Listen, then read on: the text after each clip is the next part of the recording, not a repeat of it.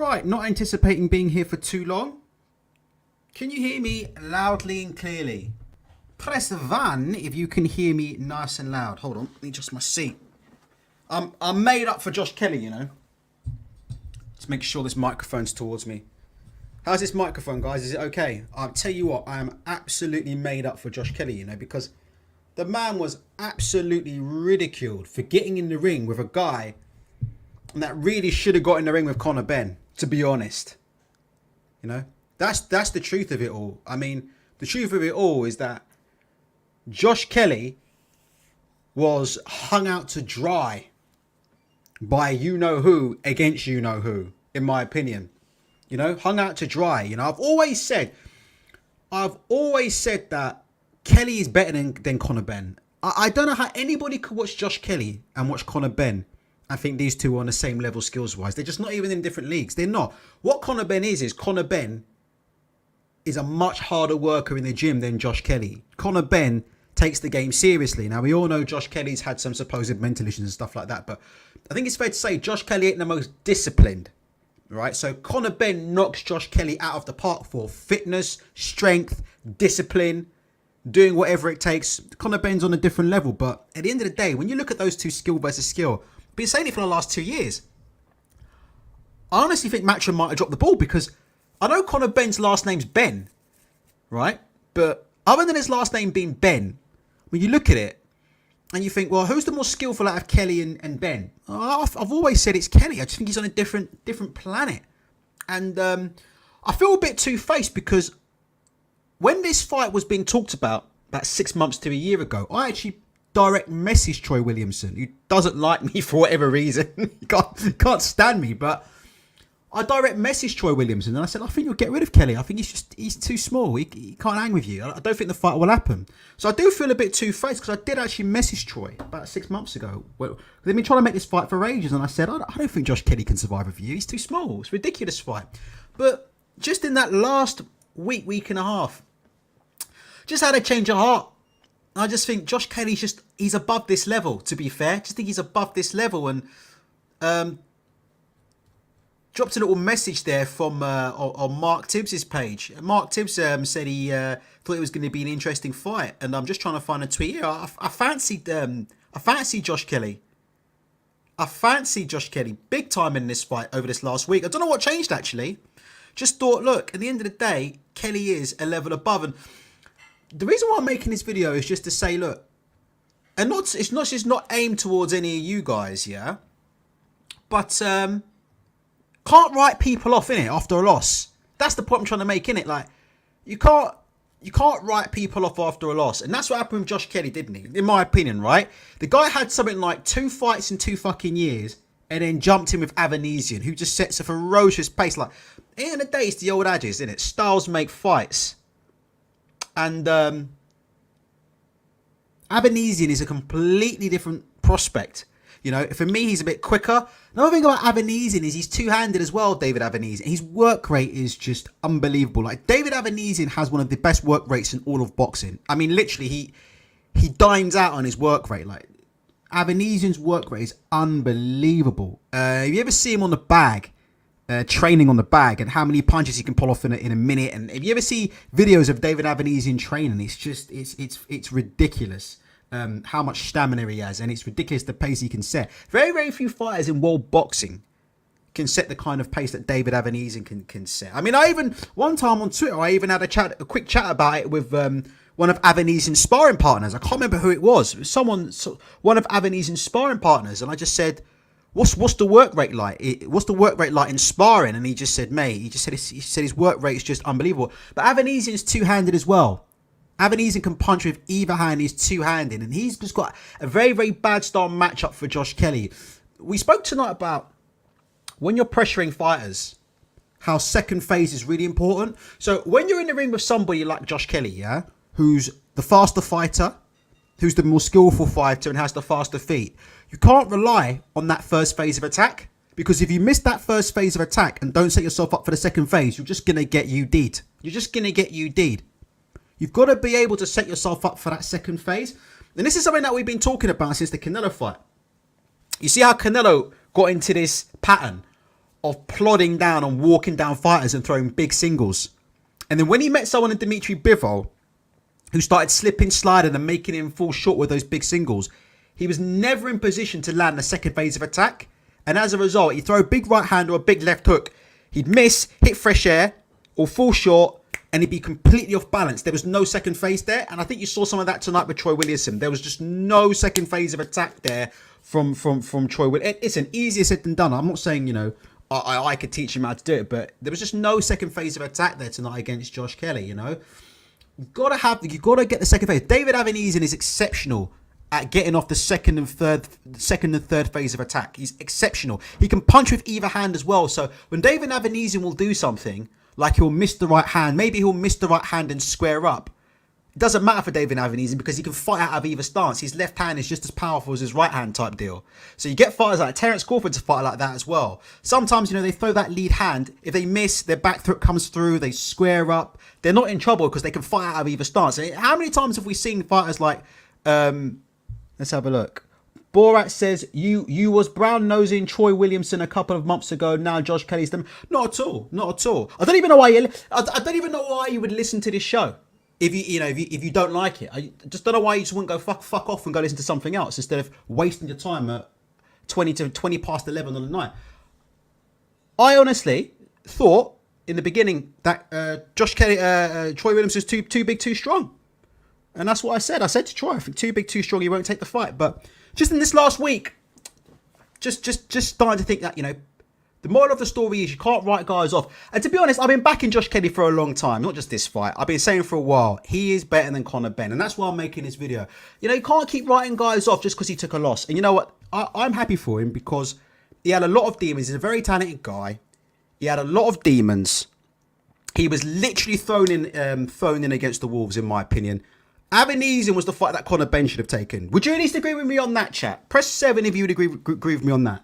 That Avenesian should have been the fight for Conor Benn, not Josh Kelly. It should have been Conor Benn to take that fight. You know, we're hearing about Conor Benn, most improved fighter in Britain, possible world class. You know, people turning around, comparing him to Mike Tyson. You know, then it got really ridiculous. And, you know, Johnny Nelson was saying that Sean Porter needs to fight Conor Benn. And it's just getting absolutely ridiculous, wasn't it? It was getting absolutely ridiculous, isn't it? Yeah, Johnny Nelson calling out Sean Porter. Conor Benn's ready for Sean Porter. He's a world champion in the making. All this crazy talk. But I've said it before, really. Josh Kelly was shoved into a fight. That should have been Conor Benn's fight. That should have been Conor Benn's fight. But do you know what they did? Like I said, they protected Conor Benn and they threw Josh Kelly to the wolves. Should I cheat and look at BoxRec and have a look at Josh Kelly's the fights he took in the run up to that Avenesian fight? I think he had 2 fights in 2 years. And then the Avenesian fight was on, and then it got called off, and then it was just ridiculous. And then he took the fight. And for me, he performed very well in that fight. Again, I think his performance in the Avenesian fight is underrated. I mean, he hurt Avenesian very early on in that fight, in my opinion. Very, very, very fast starter. Similar to what? Let's have a look at this. Look at this record here. Look, this is how this is Josh Kelly's journey to fighting David Avenesian, who they refused to let Conor Benn get in the ring with. Remember, I'm not saying that Conor Benn ducked Avenesian. Conor Benn will fight anybody. What I'm saying is, look at how David Avenesian's career was managed versus look how they managed Conor Benn. And you can see why, right? Josh Kelly was thrown to the walls. Look, Ray Robinson, Winston Campos. 2 fights in 2019. Yeah? 2 fights in 2019. A year later, he's in the ring with David Avenesian. Literally. A year later, he's in with David Avenesian. Would they have done that with Conor Benn, do you think? Let me know. Say yes or no in the chat. Do you think they would have done that with Conor Benn? Do you think that Conor Benn would have been given a year and a bit? Do you think they would have let Conor Benn fight Winston Campos and then stay out of the ring for fucking 14 months and then jump straight in the ring with Avenesian? Do you think that ever would have happened? It wouldn't happen, would it? It would never have happened, would it? Right. Did Josh Kelly duck the fight? No, he didn't. Did he step into the ring? Yes, he did. And he was fucking brilliant for them first 3 or 4 rounds. And Avenesian, like I said before, I don't think people understand the pace that he sets plus the style that he's got, plus he can punch with either hand, plus he can punch hard out of either stance, plus he's exceptional. He's exceptional, Avanesian, at grinding you down, and exceptional at getting you in the second and third phase. When you see David Avanesian fight, and I know, like I said before, Terence Crawford's going to be Terence Crawford's going to be a completely different story. But would you agree with me that Avanesian is one of the best fighters, certainly in Europe or the world, at building pressure? You don't see David Avanesian loading up on big singles, missing, and then letting the fighter get away with it and circle back to the ring. You don't really see that very often, do you? Like, David Avanesian is an expert at building pressure. Missed with the first phase, second phase, third phase. That's what makes him so good. Can punch out of either hand, can punch out of either stance. I just think Avanesian's a bad matchup. I'm not sure Josh Kelly could ever beat David Avanesian if they fought at 147. I just think it's a bad style matchup. But what do people do? And like I said, it's not to brown nose anybody. What do people do? They write people off, don't they? So they write him off, don't they? Oh, Josh Kelly's shit. He's rubbish. Oh, he's shit. He's garbage. He's garbage. Well, fucking 2 years ago, people were saying he was the Matrix, weren't they? Not me. I've always said, I don't think he is. But do you remember that? Weren't they saying Josh Kelly's the Matrix? And then they turned their back on him when he took a loss. So that's what I'm saying. The moral of the story there is you can't write a guy off that young, that talented. And to me, like I said before, would you say he's still taking boxing seriously? He looked fleshy, didn't he? Do you not think he looked fleshy? You can't tell me that's peak Josh Kelly. You can't tell me that's the peak of his career, right? Can't tell me that's the peak of his career. So, I don't know, man. I think future's looking bright for him. Is he a world champion? I don't think he is. I don't think Josh Kelly is world level. Certainly not at 154.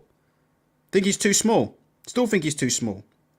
But, you never know. But, first and foremost, for him, it's baby steps, isn't it? You need to get disciplined. Which you got right about his physique. Maybe get rid of that puppy fat a bit. Because he looked fleshy, do you not think, on the scales? Like, you can't tell me he's in peak condition. I mean, Troy Williamson, I've said it before as well. That's not the best Troy Williamson, in my opinion. That's not the best Troy Williamson that we saw tonight. The guy is incredible shape. His stamina is unbelievable. Kept coming from round 1 to round 12.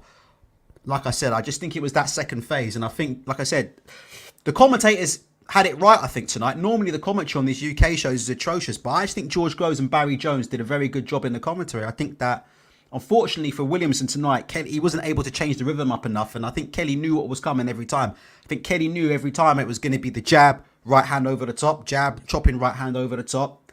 And I think Kelly was able to work off that. And I think Kelly's head position was excellent tonight. Excellent. Every time he jabbed, slot his head away from that right hand because he knew the right hand was coming.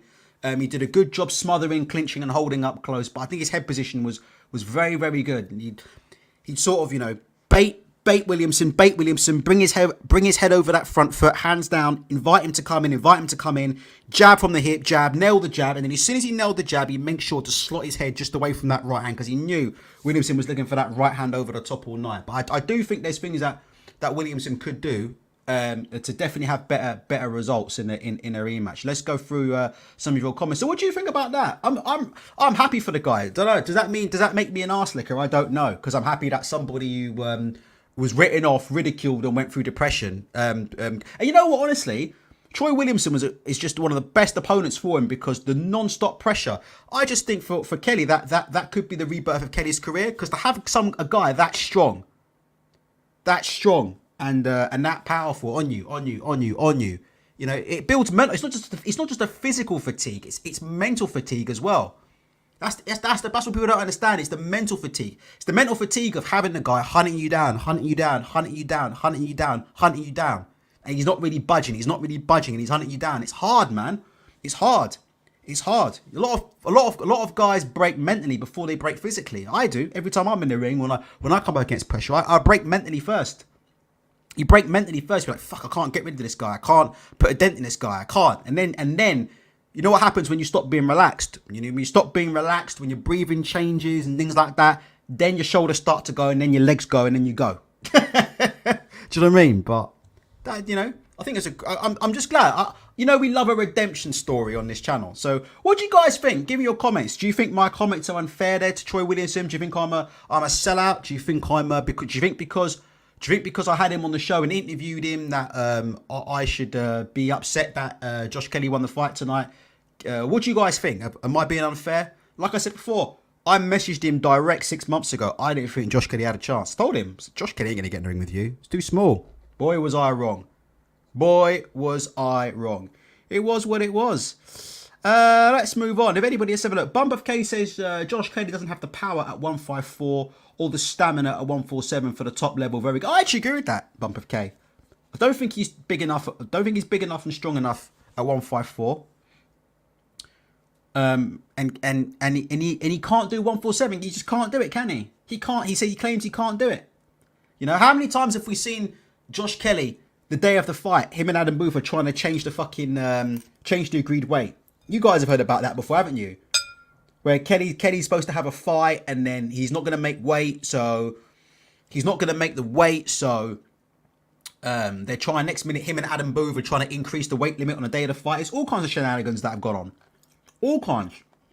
So I'm just having a weight roast steak here. All kinds. He's just not. For me, at 147, if he can make 147, you'd have a chance at something. But for me, he's a bit too small and a bit too fleshy. But like I said before, he's got time, innit? He's got time. He needs to start taking the game seriously and being in the gym every day and getting into better shape. And then who knows where we can go. Let's have a look. John Charlton says they still won't do Conor Benn when he comes back. Do you know what? Who would you guys pick between Conor Benn and Josh Kelly if they were to have a fight? I think Conor Benn's got a puncher's chance and that's it. Would you agree with me on that? Let me, who would you pick? Genuinely, honestly, I think Conor Benn has a puncher's chance. And that's literally it. If he's not hurting Kelly, he's done. That's my opinion on that, and I could be wrong. But the thing is, I've been saying this for quite a while. This isn't just tonight. I've been saying this for quite a while. I think if Josh Kelly was to fight Conor Benn, I think it has to be a knockout from Conor Benn because I don't think he can keep up with Kelly.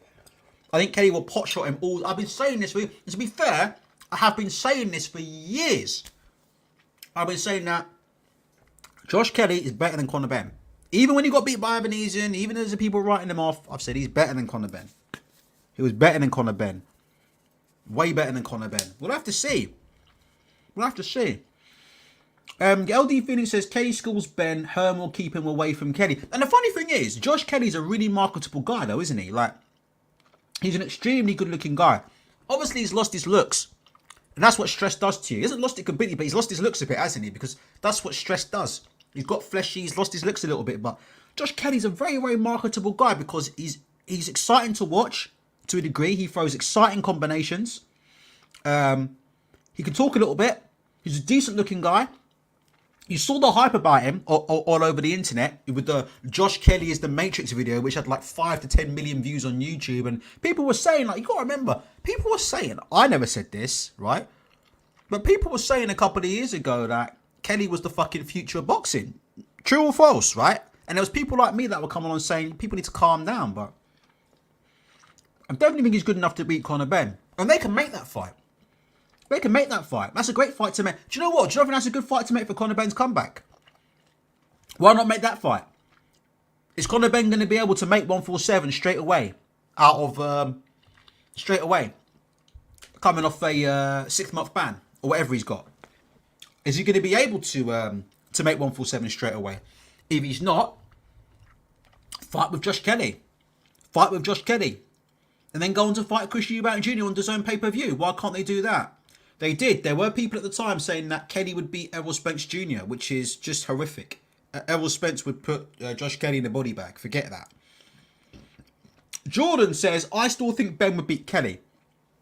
Kelly was allowed to fight his fight tonight. Williamson gave him the ability to pick his shots and move freely around the ring.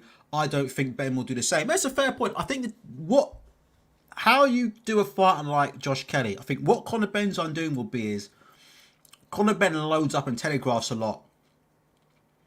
He loads up and he telegraphs a lot on big singles. Not much of a great combination puncher, not much of a feinter. I think he'll find it difficult to build pressure on Josh Kelly, you know. Genuinely, I think he'll get he 100% will get hit on the way in.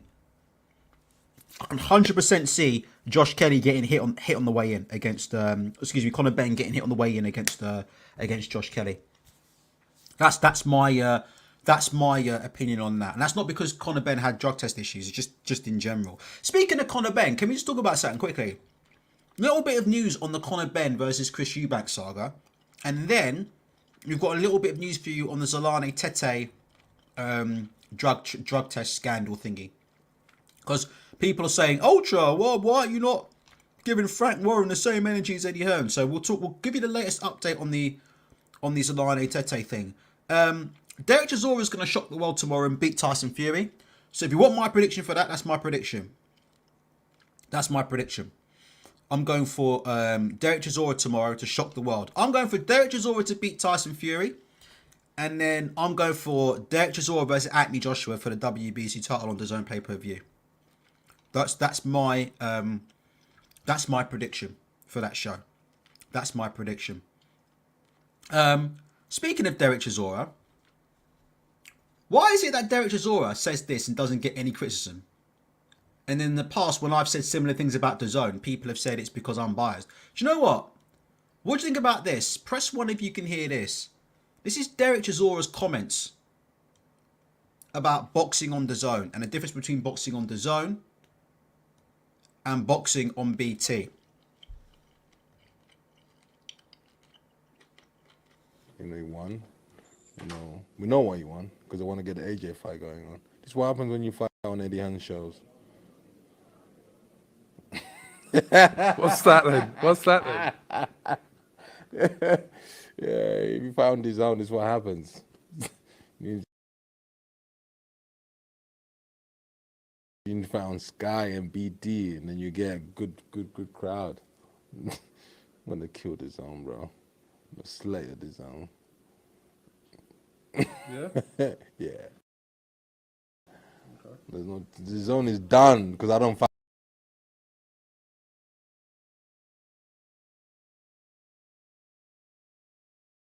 on DAZN. DAZN is only good when I fight on it. If I'm not on DAZN, don't buy your subscription, it's fine. What is on producing right now? YouTuber fights. There's more YouTuber fights on DAZN right now than professional fights. When they came in the game, they told us, watch all the fights you want on this. Guess what we're watching now? YouTuber fights now. I think KSI is doing more promotion on DAZN than DAZN themselves. There's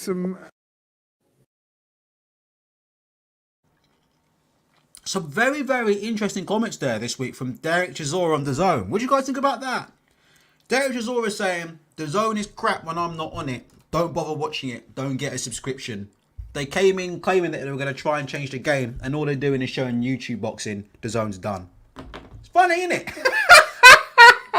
He also said, if you want to fight in front of a big crowd, fight on BT or Sky. I mean, Derek Chisora absolutely laying into DAZN. Laying into DAZN there. I wonder if they'll be sending Derek Chisora the same death threats they sent me for saying similar shit a couple of years ago. Do you think that will happen? Do you remember when I said the same stuff a couple of years ago? I got sent threats for doing it. I wonder if the same people that threaten me are going to go and threaten Derek Chisora. I wonder if they're going to go and make videos about Derek Chisora or ask Derek Chisora for a spar. Let me know if that happens. Let me know if any of them YouTube gangsters out there be ringing up Derek Chisora and asking him for a spar because he said this about DAZN. Funny that, isn't it? And DAZN, Chisora also saying as well that the Jermaine Franklin thing. Can I just say, the Jermaine Franklin result was an absolute disgrace. And can I just say one more thing, if you don't mind? I want to say shout out to Fraser Clark. I'm going to show you Fraser Clark's analysis of White and Franklin. Shout out for Fraser Clark for just calling it how it was and not bullshitting, because there's just too much people bullshitting in boxing right now. Oh, if White could have gone either way. Eddie Hearn saying that White won all the championship rounds, yeah, against flipping Franklin. Let's get real. Let's stop it, man. This is why you got so much dodginess in the sport of boxing, because people want to come on and play silly games. Oh, well, it was a close fight. It was a close fight. It could have gone either way. Do you know what? Yeah, Toby players. The amount of people I've seen justifying the 116, 112 card is insane. I thought it's a disgrace. That 116 to 112 card didn't make any sense to me. But listen, do you know what the worst thing was? Johnny Fisher, who was as matchroom as they come. Johnny Fisher was ringside. Do you know who Johnny Fisher scored that fight for? Franklin. And Johnny Fisher's as flipping matchroom as they come. And in this video by Boxing Social here, Johnny Fisher said he thought Franklin done enough. Let's have a look at what let's have a look at what Fraser Clark had to say. Sorry, the show's a bit all over the place tonight. Just a random show. Nothing major going on, but what do you think about Fraser Clark's comments here on Dillian Whyte versus Jermaine Franklin? Could have gone either way. Well, I don't know, you know when you see things in different places. When I was here, sat here, it didn't look close to me. It looked like it looked like a clear win for Franklin. But I might be seeing things wrong. But yeah, for me, Franklin's been done over there tonight. Did Franklin surprise you tonight with his performance? No, I said earlier, you know what? If someone gets my prediction, I did a couple of interviews earlier, and I said, don't be surprised. I've seen him. He comes and he puts shots together. Dillian doesn't like that. Do you know what I mean? So there we go. Do you think people were kind of underestimating him because of his physical condition? Yeah, definitely. But he had good hands though. Good hands, fast hands. So to make it really conclusive, even though I think it was conclusive, he probably should have changed the gear a little bit. But yeah, I suppose Eddie Hearn said, yeah, but Dillian won 10, 11 and 12. I don't think he watched the fucking first 10. Nick probably won in the first 6, and then I don't know, it's boxing, innit? Madness. I thought he lost the fight. That's what it is. Does it want? Shout out to Fraser Clark. What do you guys think? Fraser Clark just telling it how it was. He said he thought Dillian won one of the first couple of 6-7 rounds.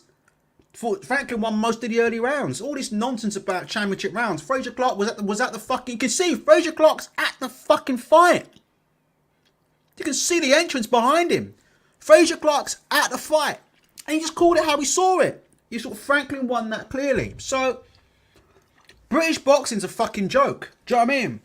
I've seen a lot of this week justifying ridiculous scorecards. Dillian Whyte won 8 out of 12 rounds against Jermaine Franklin. What fucking planet are these people on? I do not know.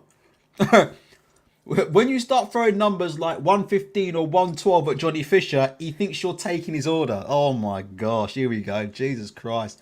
So, it was what it was, wasn't it? So, I want to say big shout out to Fraser Clark for just telling it how it was, yeah, about last week's, really, really dubious decision in my opinion. Very dubious decision there. And like I said before, Dillian Whyte will now be fed to Acme. Well, we won't be because Chisora is going to beat Fury tomorrow, and then Chisora is going to fight AJ at Wembley Stadium on DAZN pay-per-view. But if Chisora was going to lose to Fury, then they would have put AJ in the ring with Whyte. But that won't happen now. It's going to be AJ and Chisora for the title, I reckon. Wait and see tomorrow. That's what I'm going with. Put your mortgage on Chisora. I'm going for Chisora.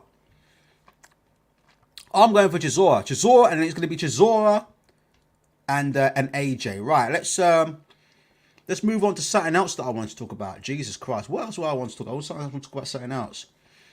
Eubank, copying my jokes. Message to Chris Eubank Jr. Wherever you are, Chris Eubank, the lawyers are going to be coming after you, Chris Eubank Jr., ripping off my KFC shit. Look at the top right hand corner of the screen. Who do you know that started the Conor Benn, the KFC thing with Conor Benn? Who do you know who started this? Hold on.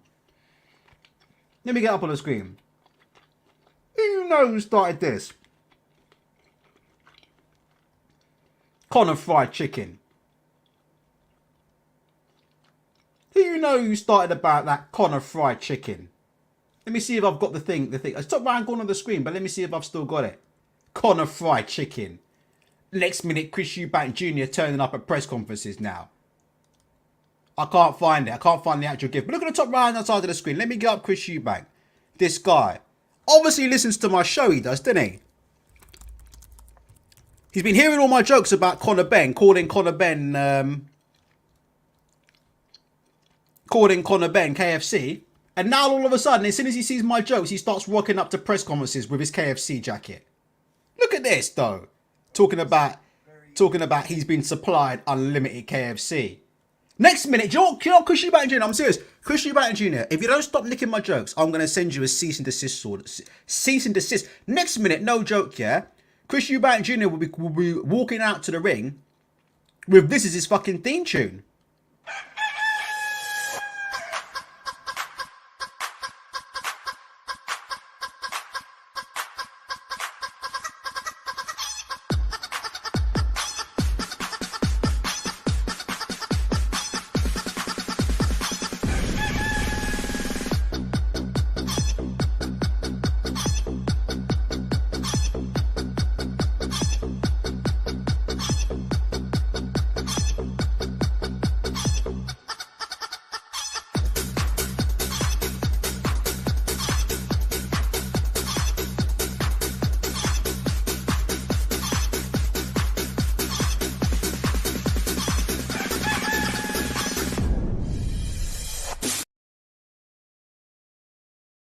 It's only a matter of time, innit?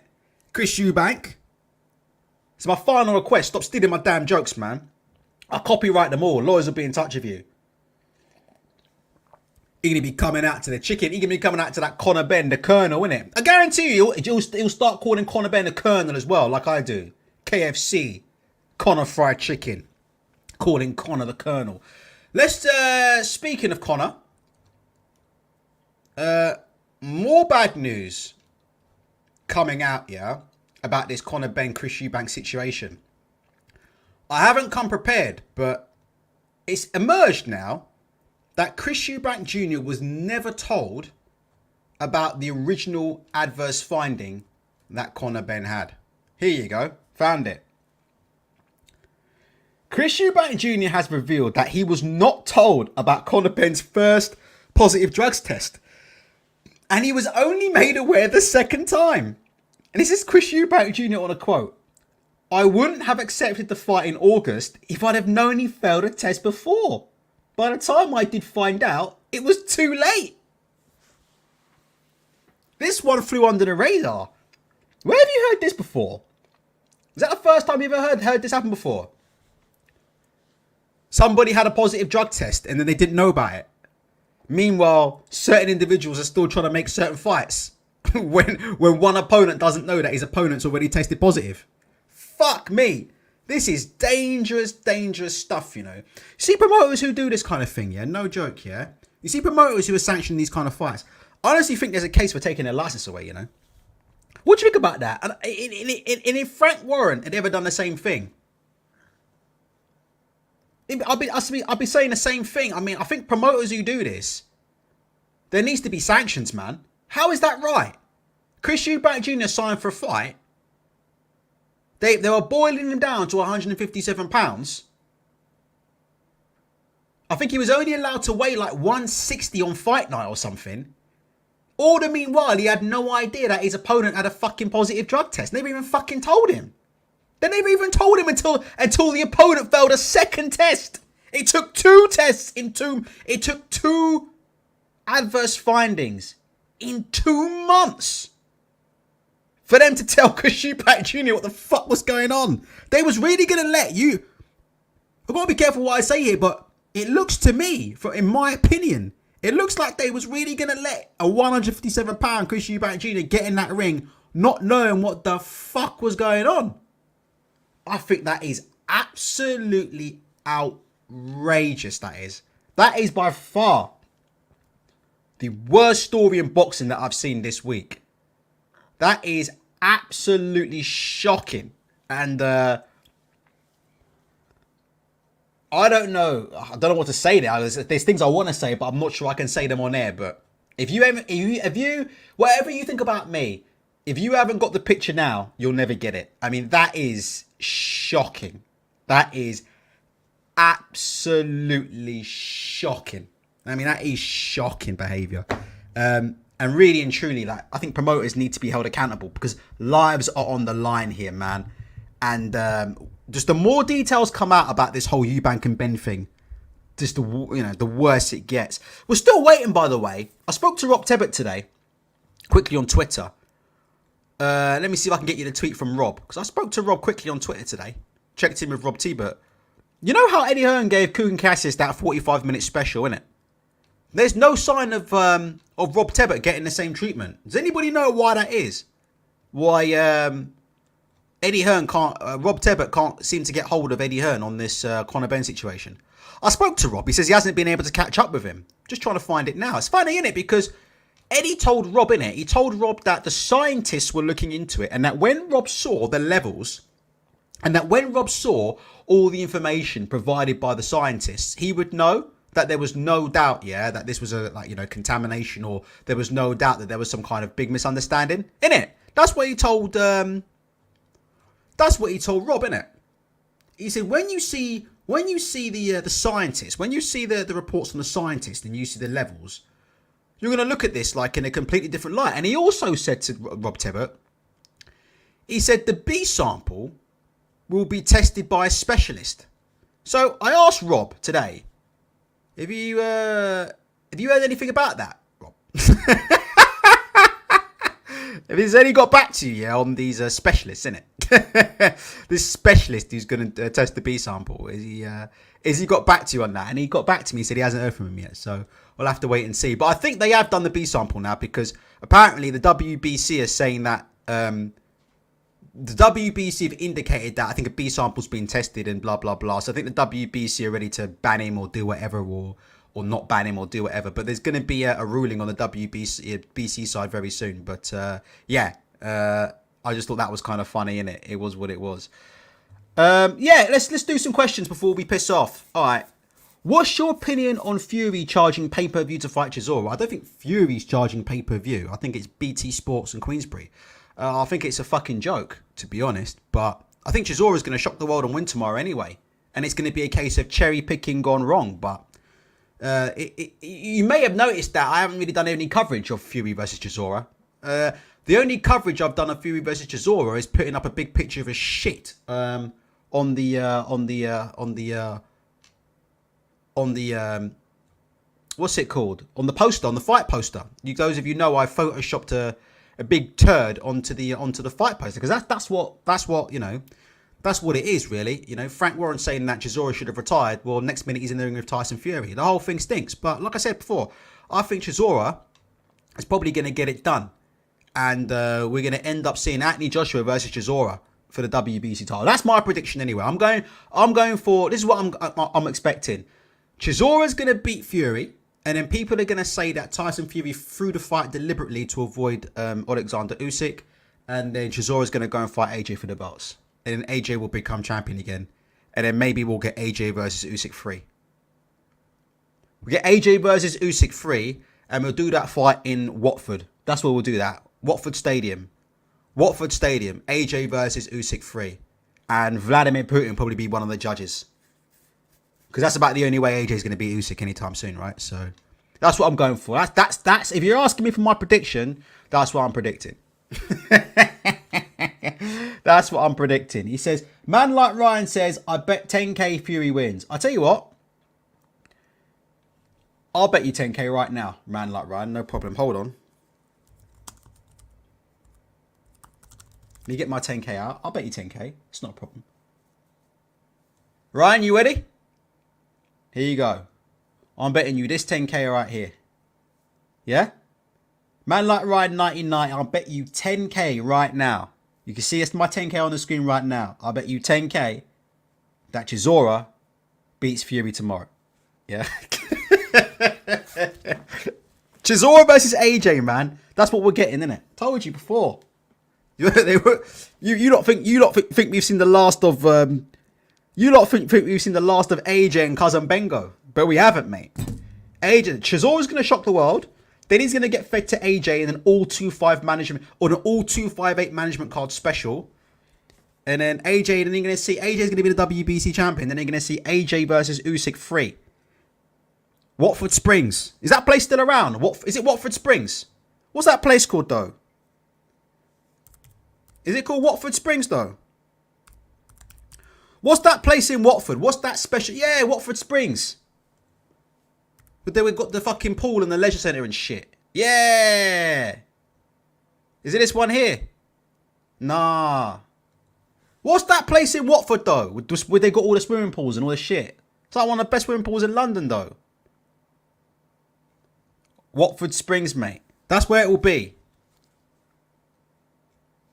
Chisora versus AJ3. LD Phoenix says, I'm going down Coral to put all my money on Chisora. Smart man. Smart man. Smart man. G14, that's the one. G14. G14, where you at? John Charlson says, nah, you can't accuse Eddie of hiding from tough questions for doing the Coogan interview. He's done them with Laura Woods and Ade as well. Did he do an interview with Ade, did he? I didn't know Eddie Hearn did an interview with Ade on the Conor Benn saga. I don't know what to say about Conor Benn, really. All I've got to say is it's pretty interesting, isn't it? You've got individuals who are calling for Jerome Miller to be banned for life. And then somebody failed, or somebody had 2 adverse findings in 2 months. And apparently now it's a different story, isn't it? You gotta laugh, innit? When it was Jerome Miller, you remember them Jerome Miller days? Do you know what? Let me just do this, like, quickly. Remember when Jerome Miller failed a drugs test? Shit, them videos were ruthless, weren't they? Do you remember how YouTube went on when Jerome Miller failed? YouTube went on ruthless. Look, fan taunts Big Baby Miller. Like, fans were taunting Big Baby Miller. Eddie Hearn, you are disgusting. Fuming Eddie Hearn rips into Jerome Miller over 3 banned substances. Man, them YouTube channels were super ruthless towards Jerome Miller, innit? It's funny, innit? When Jerome Miller failed, innit? There was no like, there was no ambiguity, wasn't it? Hold on, let's have a look. Let's put in Jerome Miller banned for life. They said, didn't it? Banned for life, lifetime ban, didn't they? You know what they said? Lifetime ban for Jerome. I swear that's what they said, innit? Jerome Miller, lifetime ban. I don't know, man. Banning for life, innit? It's interesting what you find when you type in Jerome Miller lifetime ban. It's so interesting, these videos that are coming up, innit?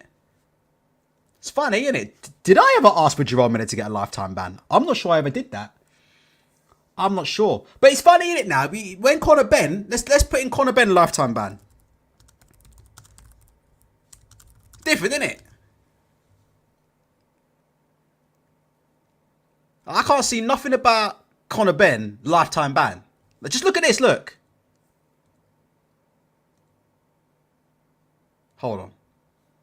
Let's look at the difference in the content, look. If you put in Jerome Miller lifetime ban, look what comes up. It's funny, innit?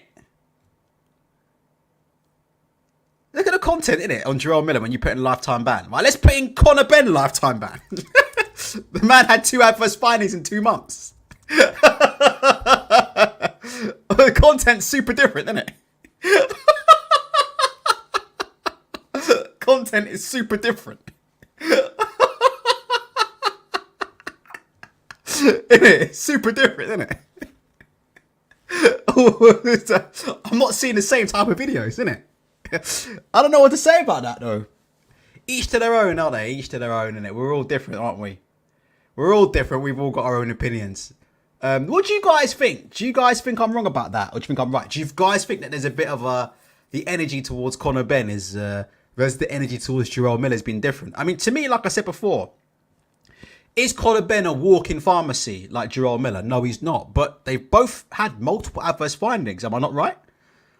They both had multiple adverse findings. I mean, the criticism that Jerome Miller got was that Ultratech, look at the number of banned substances he tested positive for. Innit? That's what they say about Jerome Miller. It's not the fact that he tested positive for one substance. He tested positive for multiple substances. So he was obviously cheating. Well, okay. But then the other man tested positive twice in 2 fucking months. Twice in 2 months. I mean, I don't know what to say about that. Tyson Fury weighing in at 268 pounds. He'll be getting the first loss of his career tomorrow night to Derek Chisora. That's my prediction there. Tyson Fury coming in at 268 pounds. Didn't even bother to train because he knows. He already knows, look. He already knows he's getting filled in. There's something else I want to talk about. Quickly, on Tete. So, George Warren did an interview today, I'm very, very worried about Frank Warren, by the way, but that's a conversation for another day. I haven't heard anything, but I am super concerned about Frank Warren. Something's telling me it's not back problems that's keeping him out. So I really hope he gets well soon, because he hasn't been seen in public for a while. So we'll have to wait and see, but I ain't sure that it's just back problems with Frank. But like, I haven't heard anything, but I hope he gets better soon. And I would say the same for Eddie Hearn if he was ill, by the way, as well. I don't want any promoters to get ill and pass away. George Warren did an interview today, and he was asked the question by Umar Ahmed directly, when did you find out that Solane Tete had a problem with a drug test? So Umar asked him the question directly. If George Warren had said that he had found out before the Tete fight that Tete failed a test and the fight went ahead, as far as I'm concerned, promoters' licenses need to start being taken away. Simple as that. Yeah? Simple as that. If I found out that they knew that Tete failed a test and they put Jason Cunningham in the ring with him, knowing that Tete had failed a test, promoters' licenses, there need to be sanctions against that kind of thing, right? But according to George Warren, they had no idea, and they said that the BBOC also had no idea. They said that the British Boxing Board of Control and UCAD never ever told them that Solane Tete had a test failure. He said that they only found out about Tete's failed test when we found out about it, which was somebody in Tete's team spoke to a South African newspaper and said that there was a problem with Tete's test and that they were getting they were sorting out with UCAD. And then they said that Andy Aylen, who works for Queensberry Promotions, then got in touch with Tete's people, and Tete's people confirmed to Andy Aylen that there was a problem with the drugs test. But the first they heard of it was after the fight, and they said they were not notified by the British Boxing Board of Control or UCAD prior to the fight, which is pretty easy to prove, right? If they're lying, all UCAD or the BBOC would have to do is just produce an email, yeah, an email to Queensberry Sports or Queensberry Promotions to say Solane Tete has failed a test. But George Warren is saying that email doesn't exist because they were never notified. So it depends whether you believe them or not. I think it's a pointless lie to tell, because if they said that the BBOC didn't notify them and they did, the BBOC could basically take them down in 2 seconds. They could just show the emails, right? So it is what it is. So yeah, the Tete situation, as far as I'm aware, doesn't look to be the same as the Conor Benn situation. It doesn't look like a situation where the promoter knew that one of the guys had failed a test and tried to put on the event regardless. It looks like, at the minute, they only found out after the fight took place. I'm just mentioning that because I get a few people coming to my door attacking me, saying, "Oh, so why are you not talking about Tete? Like there's some kind of..." Someone even accused Dev Sani, who's a mate of mine. They accused Dev Sani of being involved in a cover-up. That's how stupid these individuals are. They literally accused Dev Sani personally of being involved in a cover-up to cover up Solane Tete's failed test. I can fucking assure you that Dev Sani didn't know a damn thing about anybody failing any test. That's how stupid these people are on Twitter. No lie. People are actually accusing Dev Sani of being involved in a conspiracy. It is what it is. Do you guys want to quickly talk about the main event tomorrow? Is there anything worth talking about? Who have you guys got to win? Tyson Fury versus Derek Chisora 3 is set for an earlier main event ring walk. Expected to be 9:15 p.m. UK time on a Saturday night. So they're saying that we're going to get an early start. A lot of people are saying that they feel that Tyson Fury is going to stand toe-to-toe with Chisora in this fight. Because of all the criticism that he's been getting about it being a bum fight and an easy fight, people are speculating that Fury's just going to go in the ring and go toe-to-toe with him. And people are speculating that it could be a very, very entertaining fight. And people are speculating that it could be a bit closer than people think, because they think Fury is going to hang his chin out to dry to try and entertain the fans, because he's been getting so much criticism. So we'll have to wait and see. I haven't seen many comments about the weight. Normally you get the weight expert. Where are my Weight Watchers at? 268. Oh, he's too heavy. 275 and a half. Oh, I think Fury's perfect. He's going for speed. Where are my Weight Watchers at? You know them guys who are obsessed with weight. They think like 1 or 2 pounds makes a difference. Remember this shit. Oh my God, he weighs 264.5 pounds. He's going to be rapid. He's going for speed. Oh my gosh, he weighs 270 pounds. Oh my gosh, he's going for power. Where are my Weight Watchers at? Oh, it is what it is. Usyk's going to be ringside. Do you remember when Deontay Wilder wanted to be ringside with Anthony Joshua? Can somebody tell me what happened with that? Because you know we keep hearing how Tyson Fury's scared to death of Usyk, innit? And he's ducking Usyk, right? Funny, innit? Because you know when Fury was going to fight Wilder, Wilder was ringside. Do you remember that? When Fury fought Pianetta in Belfast and Wilder was ringside. That was after Billy Joe Saunders was chucking chicken at him and stuff like that in Nando's. Do you remember that? It's funny, innit? Like, Fury's scared of all these guys. What happened when Deontay Wilder wanted to come ringside for one of Anthony Joshua's fights? Do you remember that? What happened? Did they allow Wilder to go ringside with AJ? Did they ever allow that? Or did somebody step in and stop that from happening? Do you remember that one? Do you remember, innit? I think somebody intervened, didn't they? Didn't like the idea of Wilder being ringside, innit, for Anthony Joshua fight. Because what was the plan? The plan was for Wilder to be ringside and then jump in the ring afterwards, wasn't it? Do you remember that? That was the plan. Wilder was going to be ringside and he's going to jump in the ring straight afterwards, innit? And then that got canned, didn't it, by somebody? Somebody canned that, didn't they? They didn't like it. He got canned, didn't he? It's funny, innit? But Usyk will be ringside tomorrow night. It is what it is. Liam Davis says Big John hasn't done any interviews this week. He's a joke. He's a joke. He's an absolute joke. Speaking of jokes, we'll quickly go on to Tommy Fury in a second. Quickly. Chuck says, I don't... Chuck! Here he is. Chuck. Charles Barkley. I got that bone marrow pie, my friend. Chuck out here telling me that bone marrow pie ain't Christmassy. Telling me that bone marrow pie ain't Christmassy. Chuck. Where is it? Let me show you. I ordered it. So the Christmas shopping has been ordered. Just a question of whether I'll be alive to eat it or not. But here you go. I'll show you what I ordered quickly. There you go, Chuck. This is on order, bro. Picking this up. I'm not picking it up, but the wife is supposed to be picking this up on the 22nd, I believe. Oh, now he's having a go at me. Hold on a minute. What are you complaining about now? You spent 30 quid on an Xmas pie. What the fuck's wrong with you? Wait, 2 minutes ago you said it wasn't Christmassy enough. Now you're criticising me on the price. Why are you criticising me on the fucking price last week, dickhead? Now you're criticising me about the price. But last week you said it weren't Christmassy enough. I told you. What if I put berries and tinsel on it? And you said, okay. That was the agreement. We're not the agreement, Chuck. I thought me and you had a gentleman's agreement. You said it weren't Christmassy. I said, how about I put some tinsel and holly on it? You said, all right. Now you're slagging me for the fucking price, Chuck. Outrageous. Outrageous there. Chuck doing an Adam Booth, innit? Chuck's doing an Adam Booth on me. We agree one weight, and then the fucking daytime of the fight, he turns up and says, by the way, we need to up the weight clause. We need to go from 147 to 154. At the last minute. Chuck. What you got to say for yourself on that? Chuck ain't having it. Boom says, my dog would love that. I bet you would. Bet you would. So we ordered that.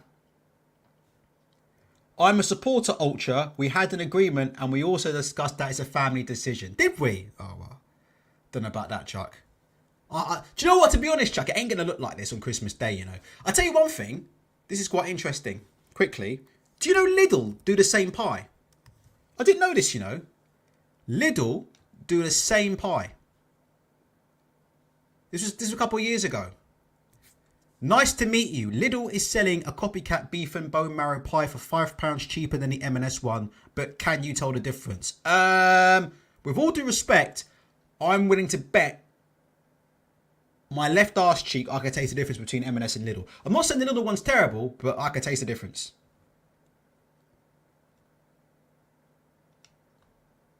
Look at that. How's that not Christmassy? Look, there you go, Chuck. Got the berries there. Few leaves of mint there, Chuck. Green fork. Look, Chuck. Green, red. Look at that. Unbelievable. Let me get away from all these birds. Jesus Christ. All right, let me get out of there. So I'll tell you the rest at the end of the show. Somebody asked me what else you're getting. I will show you at the end of the show. Liam says, Ultra, what did you think of the brief AJ interview last week? Looks like he's lost total interest in boxing. Do you know what? I've said it before and I'll say it again. I haven't seen the interview, but people are assuming that Anthony Joshua's on a lifetime deal at DAZN. When's this lifetime deal going to commence then? Have you noticed that? When's this lifetime deal going to commence?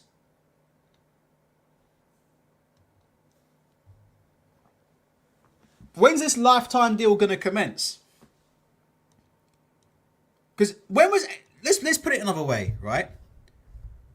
Where was... Oh, Chuck, I'm only messing with you, by the way. You ain't got to agree with me. I'm only messing with you. It's cool. It's absolutely cool. I'll show you the rest of what I got in a minute, Chuck. Hold on. No, Samuel. He's got a lifetime deal with Matchroom, right? Allegedly, right? But he's also got some kind of career-ending deal with DAZN. And the deal with DAZN is that he's also he also gets shares in the company. So he becomes a shareholder and he gets some kind of position in the company as well. So that was the original deal. We'll look at the press conference in a minute. But when was Anthony Joshua supposed to be out? As soon as he got beat by Usyk, I thought that was the best performance of his career, by the way. In that Usyk, I think he boxed extremely well against Alexander Usyk in that second fight. I don't care what anybody says. I have never seen Usyk that hurt in the ring. Anthony Joshua hurt Usyk multiple times. Had him in big trouble a couple of times in that fight. He boxed very, very well. I'll never take that away from him, yeah? But let me just say this. When he got beat by Usyk, what did they say? They said he's going to be out ASAP, innit? And we were saying, didn't we? We said he needs a break. I said that, right? I said Anthony Joshua needs a break from boxing. He needs to take a good fucking 6 months to a year out because he's all over the place. He don't know where he is. He's got 500 different people as a coach. Have you heard what Anthony Joshua said recently? He's obviously ditching Robert Garcia and Angel Fernandez again. Have you heard what he's been saying? He said he wants to go from trainer to trainer. Have you seen him? He said he wants to go around soaking up knowledge. Do you hear this shit from AJ? He still wants to do this like X Factor for trainers, doesn't he? You know Anthony Joshua, aka Simon Cowell, does X Factor auditions, runs around America auditioning trainers to coach him to get his 10%.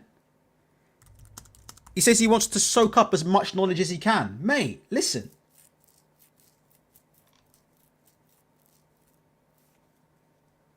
He's crazy.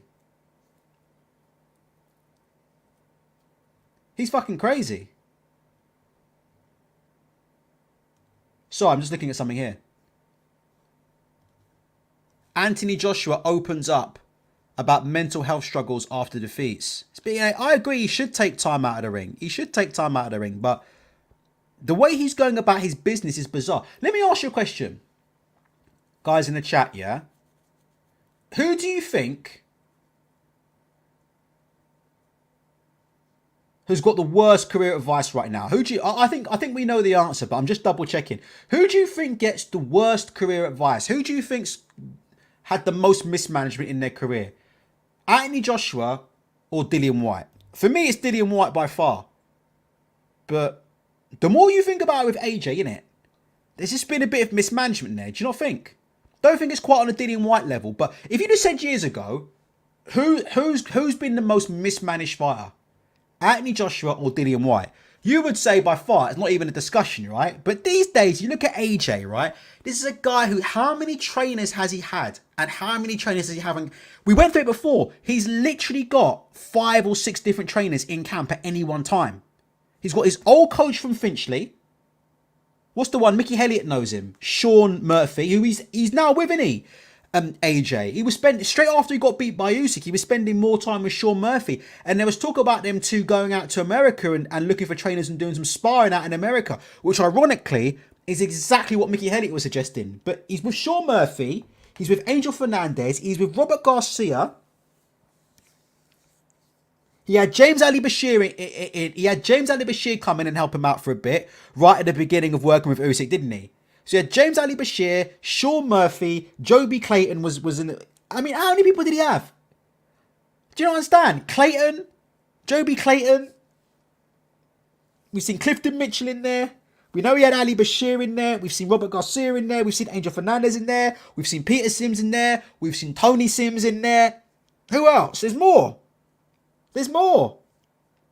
He's a guy, he's had about fucking 500 trainers, isn't he? All in there at the fucking same time, telling him what to do. I mean, fuck me. It's terrible, isn't it? It's terrible. He signed this deal with DAZN. He was supposed to be out in December. Then he was supposed to be out in January. Now it's looking like he's not going to be back till the summer. Do you know what I think about Anthony? And do you know what I think? And this is what I say about... This is a really, really good point. Stay with me for this point. Stay with me for this point. This is why, you know, all this crap he comes out with about resume. Do you hear what Eddie Hearn said? Oh, AJ ain't coming back for no tune-up fight. AJ don't do no tune-up fights. AJ's not interested in coming back for a tune-up fight. Listen, motherfucker. Tune-up fights are fucking... In general, yeah. Can they backfire on you like Chisora will tomorrow when he beats Fury? Yeah, they can.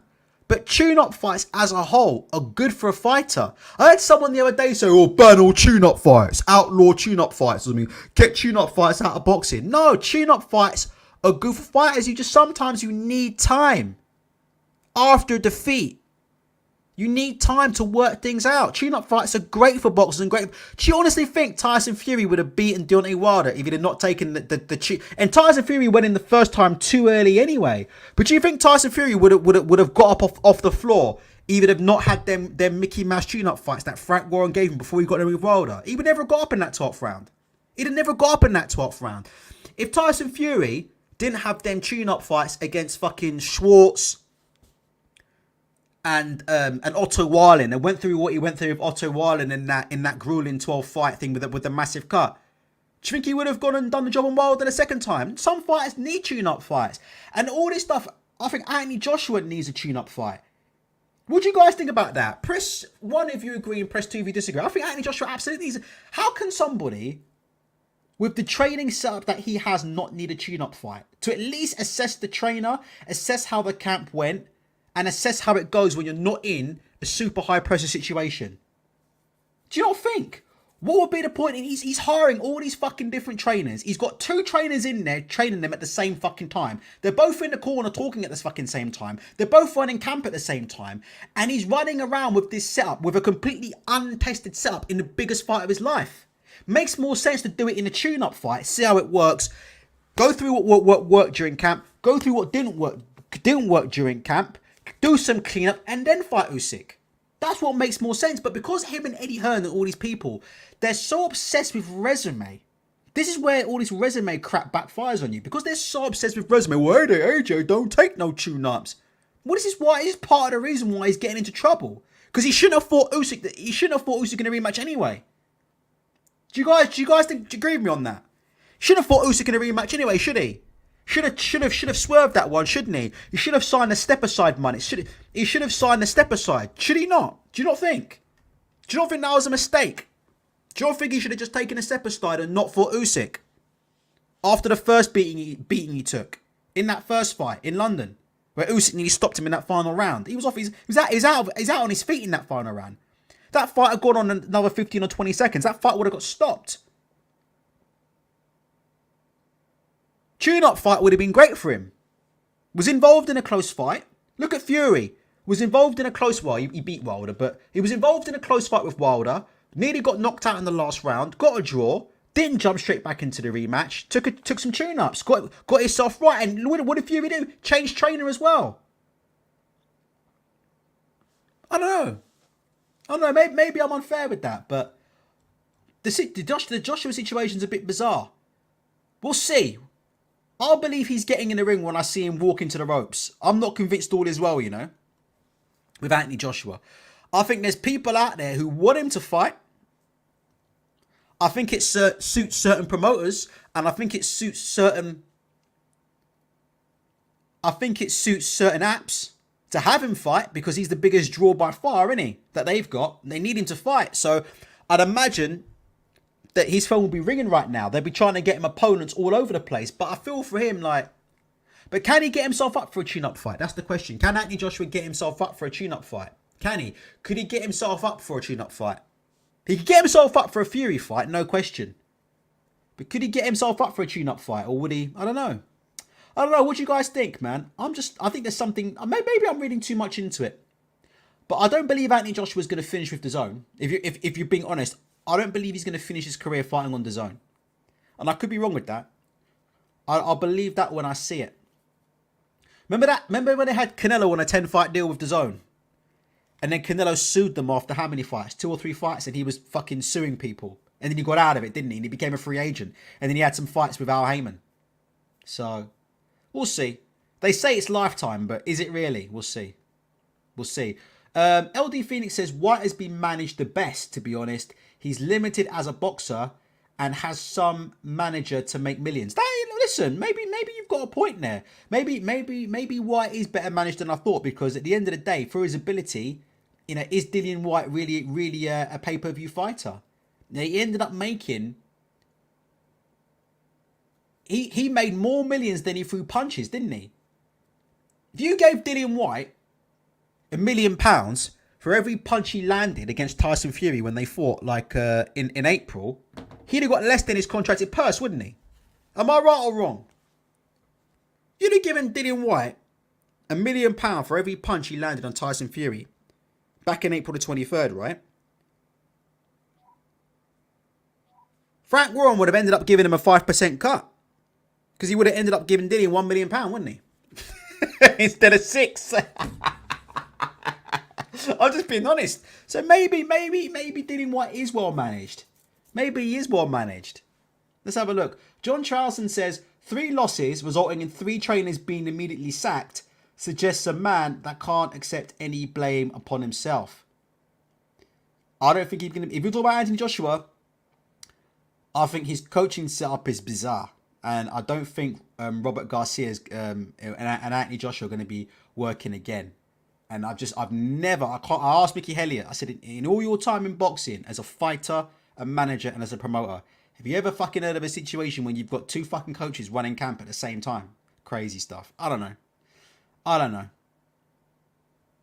Chuck says, White any day. He was so ill-advised to no promote the Fury fight. Do you know what? Can I say something as well before I go? Would you mind? I've got to go and watch the NBA in a minute, because the Brooklyn Nets are on in 10 minutes. So I've got to go and watch the Brooklyn Nets in a minute. But can I ask you something? I could be wrong, but there are people making accusations online that Dillian White struggled to do 4,000 tickets versus Jermaine Franklin at the Wembley Arena last week. I could be wrong on that. But I think it was Chisora. It was Chisora who made those comments, wasn't it? It was Derek Chisora said that Dillian White was struggling to sell 4,000 tickets in Wembley. Now, I could be completely wrong, right? But in hindsight, do you think Dillian White no-showing all of the promotion for the biggest fight of his career was the smartest move? I said from day one, I don't think it is, to be honest. I don't think it is. I think you're on the biggest stage of your career. You're probably the biggest fight of your career. You're going to be fighting in front of 90,000 people. It's supposed to be some kind of crossover fight. It's supposed to be a fight where you're going to start getting casuals tuning in. What better opportunity to bring your to show your brand to the world if you really believe you can win in it? What do you think? If you really believe you can win this fight, why don't you turn up to all the press conferences, talk the talk, walk the walk, promote yourself, and then bring some fans, and then gain some new fans. And then even if you lose, you give a good account of yourself, and then you move on, and then you get a new fan base, and there's new people watching you fight. I know this is like a really, really bad example that I'm about to give you, right? But for instance, Denzel Bentley, right? Denzel Bentley has gone in a space of 2 weeks from fighting in York Hall, defending his British titles in York Hall, to being semi-known, not by the American public. Obviously, nobody in the streets knows who Denzel Bentley is, but boxing aficionados now in the United States know who Denzel Bentley is. Like, there are boxing aficionados in the States who are saying, oh, now we know who Denzel Bentley is. He looks like he might be world level. We'll be interested to see him fight again, because he stepped up and he fought the boogeyman in Janibek when nobody would fight him. I'm not saying, notice what I'm saying here. I'm not saying Denzel Bentley's well known. He's not, but his stock has gone up. Does that make sense? So now, when he fights, a few more people are going to take notice. In particular, maybe a couple more people across the pond now will look into Denzel Bentley fights and keep an eye on him because he did so well against somebody they said was the most avoided man in all of boxing. That's what happens when you believe in yourself, because he believed in himself. He believed he was going to win. He showed up. He did the press conferences. He turned up to fight and he gave a great account of himself. Didn't want to do any of that when he fought Tyson Fury. Didn't show up to hardly any of the press conferences. Made a song and dance about it. Didn't do anything to promote the fight, and then showed up for the fight. And with all due respect, the performance wasn't there, was it? Next minute, he goes into his next fight against Jermaine Franklin, and people are asking questions about where he stands now. Does that make sense? Well, I think it's a great point that was raised by Chuck there. I think it was dreadful advice. Whoever advised, well, we all know who advised him to do that. Obviously, you know, the same man who's obviously been advising Conor Benn, but we all know who advised him to do that. Whoever advised Dillian Whyte to not promote his brand in the Fury fights, that was criminal. That was criminal. And people were saying, "Oh, he's so clever. He's winning mind games." Well, Tyson Fury's just sold 150,000 tickets in a year. Dillian Whyte's fighting Jermaine Franklin in front of, you know, Levi Roots and fucking Aunt Jemima. I'm just being honest, innit? One of them's just sold 150,000 tickets in a year and is fighting in stadiums. And the other one's fighting in fucking SCA Arena with fucking Uncle Ben, Aunt Jemima and Levi Roots watching. I don't know. Maybe I've got that one wrong. Yeah, Crazy D3. Anthony Joshua, there's rumours that he's going to start working with Roy Jones. It is what it is. Has anybody got any final words on the Fury Chisora? Any of the boxing we've seen tonight? Someone said Lyndon Arthur looked good. I watched Lyndon Arthur's fight. Not sure about the opposition, so I can't really judge too much. But I think the referee could have pulled that guy out earlier. Lyndon Arthur was teeing off with him towards the end. He was taking a lot of unnecessary punishment. I think the referee gave him more than the benefit of the doubt. But has anybody else got anything to say? Tomorrow at 10 o'clock, we get a new heavyweight champion of the world. How do you guys feel about that? How do you guys feel about your new WBC? Missy Ra says racial undertones to that remark. Ultra not cool. Oh, I'm black. I can say these things. What? I'm black. I can talk about Levi Roots, Aunt Jemima, and what? It's not a problem. It's not a problem. What were we saying about your new champion? How do you feel about this man being the face of boxing? Chisora, your new WBC world champion. So what are we getting next in boxing, right? So Chisora beats Fury tomorrow. I'm going to quiet down. So Chisora beats Fury tomorrow. And then what are we getting? We're getting Usyk versus Hrgovic, then, don't we, right? Then we get Usyk versus Hrgovic for the IBF and all them belts. And then we get Chisora versus AJ. And then we get, what do we get after that? And then we get AJ versus Hrgovic for all the belts. Press 1 if you're with me on that. That's the best outcome for boxing, innit? Chisora's going to beat Fury tomorrow. He will be the WBC champion. Usyk will fight Hrgovic on DAZN for the Unified Championship. Usyk will get Jermaine Franklin. That's what will happen. Usyk will get Jermaine Franklin. Judge will give it 115, 115, 116, 112 both ways to Hrgovic. Hrgovic is a new world champion. AJ versus Chisora at Watford Springs. AJ beats Chisora, becomes WBC world champion. And then look, AJ versus Hrgovic or Usyk for all the marbles. That's how I'm thinking British boxing. That's how I'm thinking the landscape of British boxing is going to look like tomorrow. That's okay, brother. It's okay. I know what I sound like, so it's all good. Tracy D3 says, Chisora beats Fury and bigs up me in the post-fight interview. Fucking hell, that won't happen. I think Chisora, if he saw me, would beat the living shit out of me. Which is funny because we're both Tory. We're both Tory UKIP, aren't we? We're both ethnic minorities who are Tory UKIPers. Weird, isn't it? So we should get along like a house on fire. But we don't. Let's go through here. Oh, he's attending the Fury fight. Missy is attending the Fury fight. There you go. So if anybody wants to attack anybody for buying Fury versus Chisora tickets, apparently it's sold out, by the way. If anybody wants to attack somebody, because people are saying, who's buying all these tickets? Because apparently here we go. George Warren has stated that Tyson Fury versus Derek Chisora 3 has sold 60,000 tickets, maximum permitted capacity at Tottenham Stadium. Obviously, we know that most of those are with ticket touts, but it is what it is, isn't it? But people are fuming. They're saying, who is buying all of these tickets to go and see this bum fight? So at the end of the show, we'll be putting up Missy Raha's fucking PO box number and mobile phone number up on the screen. And if you want to call Missy Raha and tell you what you think of him for going to see Fury versus Chisora tomorrow night, you can do so. Although I think he's doing the right thing, because I think he's going to watch history. I think Missy Raha is going to be witnessing history at 9:15 p.m. tomorrow evening. One of the biggest upsets in the history of heavyweight boxing will be occurring. And Missy Raha knows that Chisora is going to win tomorrow. That's why he's showing up. That's what confidence is. I know Chisora is going to win. If you just look at Fury here, to be honest, Fury to me, you can see the mind games are getting to him. Oh, you are her. My bad. Look at this. You can see, look. You know those mind games that people be talking about? Mind games. Look at that. Fury looks done to me. You can see it there. And I bet you Fury looks away first as well. What do you guys think? I bet you Fury looks away first. Let's have a look. Fury's going to look away. He's lost this fight. You know what do they say about boxing fights?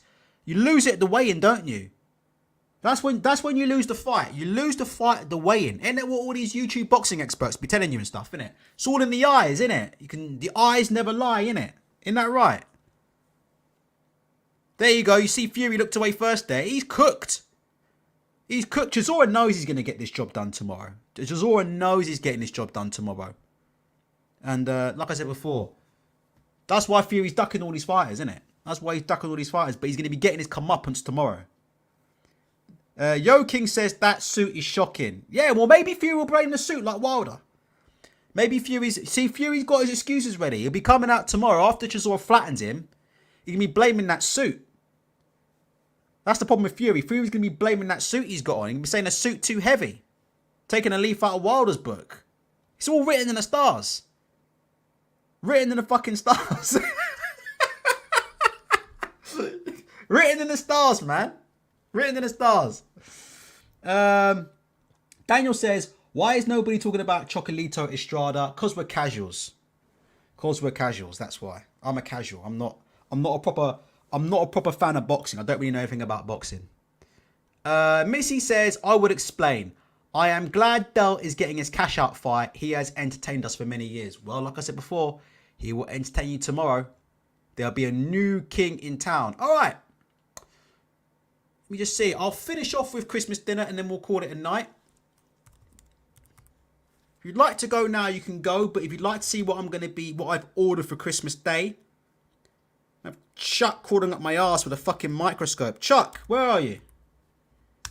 Chuck, give me a score out of 10 for this bone marrow pie, Chuck. Be honest, Chuck. Chuck, give me the score out of 10 for this bone marrow pie. This is on the list. This is being picked up. What else are we getting? I'll show you as well what else we're getting. Give me the score, Chuck. What else are we getting? I forgot. This made me think of Chevin, you know. So I'm getting it. I know it's just shit, but I'm getting it anyway. 20 pieces of lobster and mac and cheese crostini. Look, we all know M&S have to up it a bit. It's not going to look like this, is it? I mean, you can get this stuff in a packet all year round, but it is what it is. Lobster, mac and cheese crostini. That is on the list to be picked up. There's something else as well, but I've forgotten it.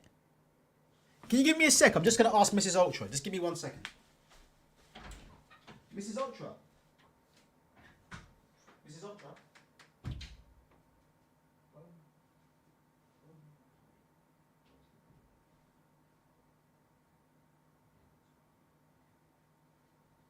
Alright. Guys, that's the end of the show today. Mrs. Ultra's not feeling too well, so we're going to call it a day. Alright, guys, take care of yourselves. I'm going for Chisora by knockout tomorrow, or points, either way. So that's what I'm going for. If Chisora wins, then I will try and do a show tomorrow if Derek Chisora wins and becomes champion of the world. So if Derek Chisora wins and becomes champion of the world, you will get a reaction show from me. If we get a big upset, and Tyson Fury beats Derek Chisora, which I don't think will happen, but if we get a big upset and Tyson Fury beats Derek Chisora, there'll be no show tomorrow, and you won't see me probably until Christmas time, okay? Take care of yourselves and each other.